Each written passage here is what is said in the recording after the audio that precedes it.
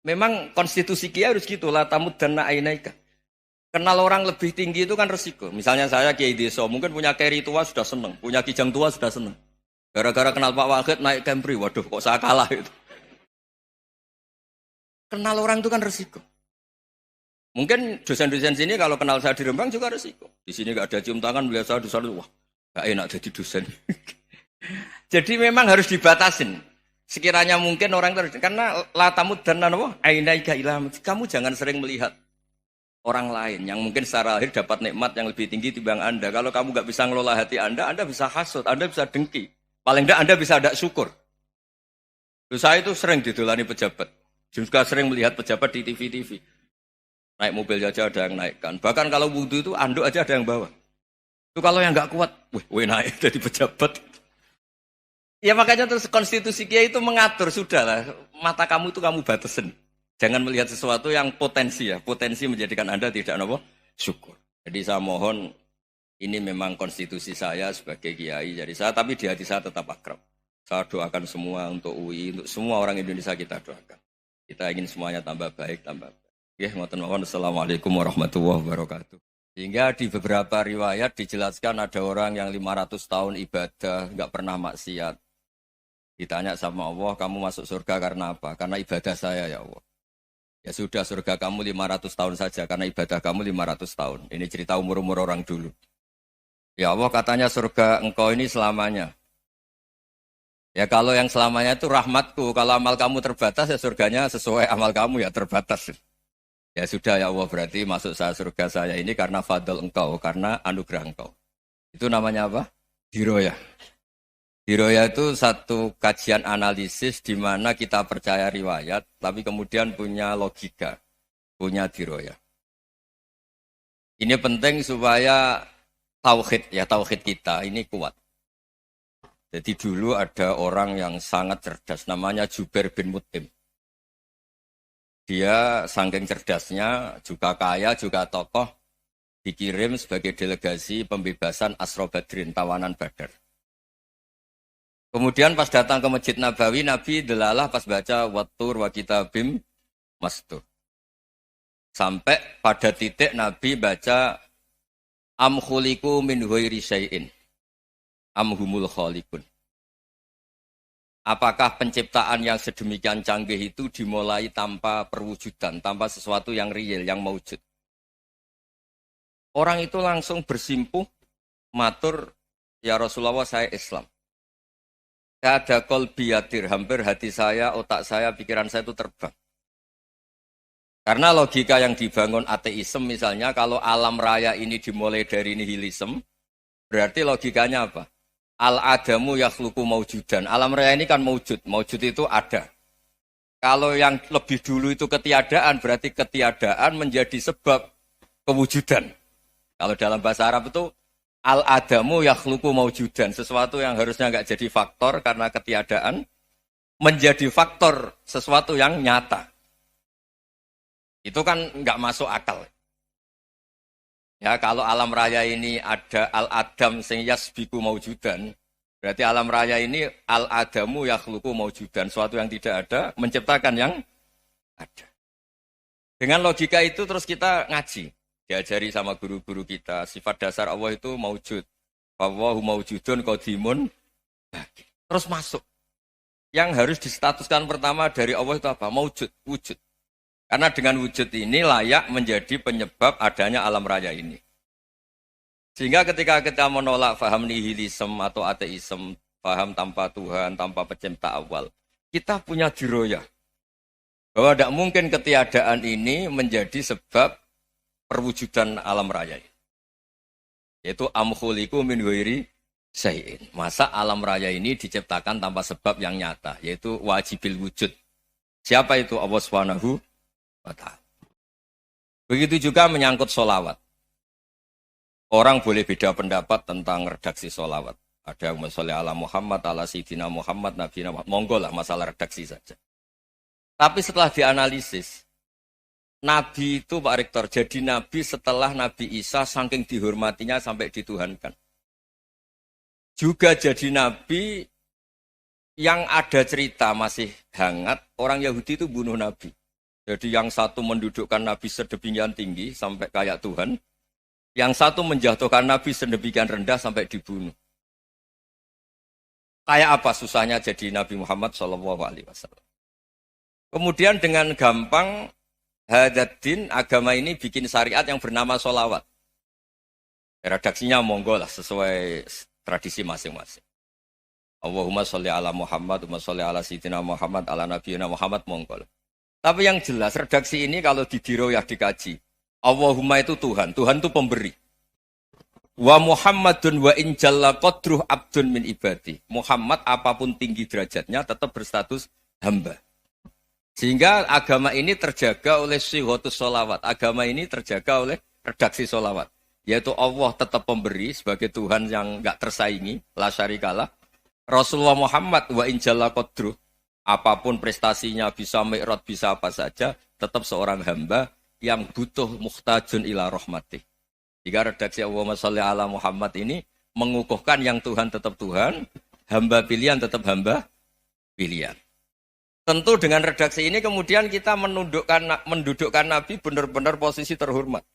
Yaitu orang yang paling berhak dapat askat tahiyat. Mendapat penghormatan Allah paling tinggi, yaitu Rasulullah Muhammad SAW. Dan itu diulang-ulang oleh Allah. Subhanalladzi asra bi abdi. Status hamba ini diulang. Lagi-lagi ini bernama diroyah. Bernama apa? Contoh ketiga misalnya fihi ayatum bayinatum maqamu Ibrahim. Dulu orang Yahudi itu ada diskusi masif. Syaratnya Nabi itu mbah-mbahnya harus Nabi. Harus keturunan Nabi. Kemudian semua Nabi rata-rata di Palestina, di Syam.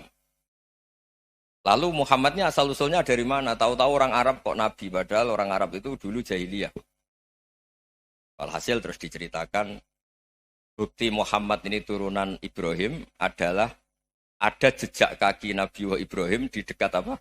Ka'bah. Fihi ayatum bayinatum maqamu Ibrahim. Kalau Nabi Ibrahim pernah di Mekah, artinya beliau pernah meninggalkan turunan yang di Mekah. Itu bernama Nabi Muhammadun sallallahu alaihi wasallam. Itu disebut fihi ayatum bayinatum maqamu Ibrahim. Nah, itu namanya diroyah. Diroyah itu satu perilaku keseharian kita beragama, kemudian tahu logikanya. Yang keempat misalnya, mangkana yu'minu billahi wal yaumil akhir falyukrim apa? Jaro. Orang yang iman karena Allah dan Rasul, maka memuliakan tetangganya. Andaikan pakai hukum sosial, tentu kalau tetangga kita baik, kita baik. Kalau kurang baik, kok kurang penggawean kan gitu. Tapi dulu itu pernah ada seorang ulama itu dibully ya, dikerjain sama anak muda tetangganya. Pak Kiai datang ke rumah saya, orang ini datang. Kemudian setelah di rumahnya, saya tidak jadi butuh sama Pak Kiai, silahkan pulang. Itu Kiainya senyum menikmati. Dan itu terulang 3 kali. Dibully seperti itu, dikerjain terulang 3 kali. Lalu tetap Kiainya tuh asik, seneng sekali. Lama-lama muda ini tanya, kenapa engkau tidak tersinggung? Padahal saya kerjain sampai 3 kali. Tak undang, terus tak suruh pulang, tak undang, tak suruh pulang. Kata Kiai tadi, yang memerintahkan baik sama tetangga itu Allah. Jadi saya nikmati ketika bisa baik sama Anda. Tidak ada urusannya dengan perilaku Anda yang menolak saya. Nah itu terus kita tahu, memang motifnya kita baik sama tetangga karena iman sama Allah dan Rasul, bukan hukum kompensasi sosial. Jadi kalau mau diteruskan Pak Rektor, saya ngajar di sini ya karena perintah Allah itu orang alim harus ngajar, bukan karena perintah Rektor. Kalau diteruskan. Ya saya mohon juga gitu, para dosen, para karyawan di sini, kalau nggak khianat dengan UI itu karena takut sama Allah, jangan takut sama Rektor. Kalau Anda baik juga karena Allah, jangan baik karena apa? Rektor. Bagaimanapun ya semua kita ini makhluk. Makhluk itu la yadurru wa la yanfa. Begitu juga melihat Indonesia. Melihat saya ini kan ikut di UI itu lama sekali, ikut sama Profesor Zeni, dari Profesor Zeni nulis tafsir. Mungkin Pak Hersoyo tahu banyak, dulu Pak Lutfi ya tahu banyak. Tapi saya memang nggak pernah terbuka karena ya memang nggak ingin sebenarnya. Kondisi ini kondisi darurat. Sehingga saya tahu cara berpikir Profesor Zeni, ya tahu komitmen beliau pada UI. Dan pendiri UI memang ya banyak yang dari tokoh NU, Muhammadiyah, dari tokoh-tokoh ormas yang lain. Memang didirikan banyak orang. Hingga UI memang nggak milik ormas apa tertentu. Dari satu sisi memang baik, nggak dikuasai orang tertentu. Tapi nanti kalau keterusan ya nggak berbentuk. Ya sudahlah dikelola saja. Sambil-sambil jelas, sambil-sambil kadang nggak jelas. Yang penting ikhlas tadi. Karena kalau terlalu asobia itu jadi repot. Kita ini yang nekuni fikih itu tahu. Kalau tidak kuno itu madhabnya Hanafi. Kuno itu madhabnya Syafi'i. Tahu-tahu seakan-akan Imam Syafi'i itu NU, Imam Abu Hanifah itu Muhammadiyah. Padahal ini orang-orang yang sebelum NU dan apa? Ahmadiyah. Jadi kalau kita yang nekuni ilmu itu biasa saja dengan perbedaan. Tapi kalau orang-orang yang nggak siap dengan perbedaan itu sampai Allah disifati Ta'ala itu tidak terima. Padahal Ta'ala itu maknanya Maha Luhur, yang Maha Agung. Jadi ada seorang kiai kebetulan pidato pertama Pak Rektor. Assalamualaikum warahmatullahi ta'ala wabarakatuh. Di mubalik kedua ini nggak terima karena itu dianggap bid'ah ada Ta'ala. Hanya dia bilang Assalamualaikum warahmatullahi ta'ala wabarakatuh. Itu saking asobiahnya itu Allah ditambahi Ta'ala itu tidak terima. Padahal Ta'ala itu maknanya Maha Agung. Nah itu kan jadi repot kalau asobia gitu. Kalau kita ngadepi perbedaan itu biasa saja. Karena kita mungkin bacanya banyak, lihat hal-hal seperti itu ya biasa saja. Karena dulu itu perbedaan itu urusan sudut pandang. Ya saya ulang lagi, perbedaan itu sudut. Allah yang Tuhan saja sering didebat sama nabi-nabinya. Karena urusan sudut pandang apa? Saya beri contoh ya. Suatu saat Khalilur Rahman Ibrahim itu saatnya meninggal sama Allah, Israel disuruh. Itu Ibrahim saatnya meninggal, ambil nyawanya. Setelah datang ke Ibrahim, ya Khalilur Rahman Ibrahim, saya disuruh nyabut nyawa Anda. Itu Israel dipaksa mikir sama Ibrahim. Hal ra'aita khalilan yumitu khalilah. Kamu tahu, orang yang mencintai kemudian bunuh yang dicintai. Itu logika agak benar. Akhirnya Israel kan gak biasa debat. Kan gak dilatih debat. Gak pernah ikut lomba UI debat ilmiah. Dia taunya nyambut nyawa aja. Kembali ke Allah. Ya Allah, kata Ibrahim, hal ra'aita khalilan yumitu khalilah. Masa kekasih bunuh yang dicintai ya. Tapi kata Allah santai. Bilang ke Ibrahim, hal ra'aita habiban yakrahu ayyalqa habibah. Masa katanya dia cinta saya, kemudian ketemu saya tidak berani. Israel mater lagi. Logikanya gini Ibrahim, masa yang dicintai sama yang ketemu yang dicintai nggak berani. Ya udah ketemu aja. Katanya yang meninggal itu. Artinya kamu bisa saja GR tidak mati-mati karena merasa dicintai. Atau ingin mati karena mencintai. Nah maksud saya, dalam hal-hal seperti ini orang UI pasti gak jelas. Katanya cinta Allah suruh mati ya gak mau. Gak jelas kan? Dibilang gak cinta juga gak mau. Tapi dibilang cinta kalau ukurannya mati juga gak mau. Nah, tapi dalam banyak hal gak jelas itu penting Pak Rektor. Penting sekali. Buatan guyon. Saya beri contoh sekian ilmiah, gak jelas itu penting. Rasulullah Shallallahu Alaihi Wasallam itu dalam banyak hal itu disuruh Allah, memang disuruh supaya ngambil sikap seperti itu. Karena Allah itu punya otoritas penuh untuk bikin orang itu baik atau tidak baik. Wahsy itu yang membunuh Sayyid Hamzah, orang paling dicintai Nabi di antara yang dicintai Nabi. Qatalahu Wahsyun, dibunuh oleh Wahsy. Nabi secara basarnya itu gak suka sama Wahsy. Sampai cara lahir ya ingin corong Jawa ingin masuk nol. Tapi apa kata Allah? Laisa laka minal amri syai'un aw yatuba alaihim aw yu'adzibah. Itu tidak wilayah kamu Muhammad. Malah Wahsy dikasih tobat sama Allah. Khalid bin Walid. Itu perang Uhud kalah itu karena ide brilian Khalid bin Walid. Pas itu masih panglima kafir. Yaitu pura-pura kalah, ghanimah dilepas, sahabat turun, pasukannya naik, walhasil orang Islam kalah. Khalid bin Walid akhirnya juga masuk Islam. Orang yang secara basariah Nabi itu gak siap. Kebalikannya juga ada. Sa'labah itu orang sampai gelar hamamatul masjid. Ini pas ngaji mesti ingat. Salam. Dia di masjid terus. Setiap habis salam tuh lari. Karena istrinya nyuwun sewu masih berpakaian yang tidak pantas. Kenapa engkau terburu-buru pulang? Pakaian yang dipakai istri saya sekarang saya pakai. Ya pakaian sarung itu kayak Pak Rektor kan fleksibel. Ini khusus mau Ramadan. Tidak akan sarungan terus. Gak usah khawatir. Jadi ini tadi sudah perjanjian. Saya yang kiai celananan, beliau yang rektor pakai sarung. Jadi, iya. Supaya itu barter madhab. Tapi hanya sekali ini aja, bukan. Jadi jangan diharapkan ini jadi tontonan terus-menerus. Dan ini barter madhab. Saya sama Profesor Kores juga sering gitu. Saya pakai sarung yang dihadiahi beliau, beliau pakai sarung yang dihadiahi saya. Memang itu tradisi Islam. Tahadau tahabu, kamu saling memberi hadiah, maka kamu saling mencintai.